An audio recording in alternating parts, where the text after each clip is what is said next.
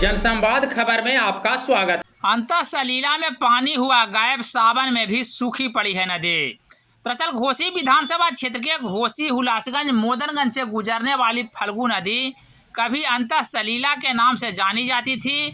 नदी में थोड़ा भी बालू का हटाव करने से नदी में आसानी से पानी आ जाता था, जिसका उपयोग मनुष्य एवं जानवर आसानी से करते थे। लेकिन वर्तमान समय में सावन के महीने में भी नदी सूखी पड़ी है। इस सिलसिले में लोगों का बताना है कि बालू के लगातार उठाव के कारण नदी की यह स्थिति बनी है और इसका खासा असर इलाके पर भी पड़ा है। इलाके का भूमिगत जलस्तर काफी नीचे चला गया है। सादा चापाकल पानी देना बंद कर दिया है।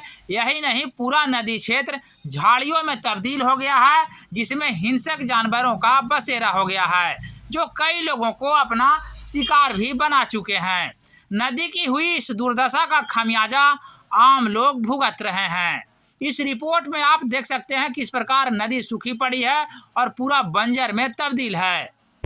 अभी हम फल्गु नदी के शर्मा घाट पर पहुंचे हैं, जहां फल्गु किनारे खड़े हैं। आप हमारे पीछे देख सकते हैं पूरा नदी सूखी पड़ी है। पानी एक बूंद भी नदी में नहीं है, पूरा नदी सूखा है। पहले इसे अंतः सलीला के नाम से जाना जाता था, लेकिन बालू उठाव के कारण नदी का पानी गायब हो गया है, जिसके कारण इलाके पर भी इसका प्रभाव पड़ रहा है और भूमिगत जल स्तर भी काफ़ी नीचे चला गया है। घोसी से पब्लिक वाइब के लिए पंकज शर्मा।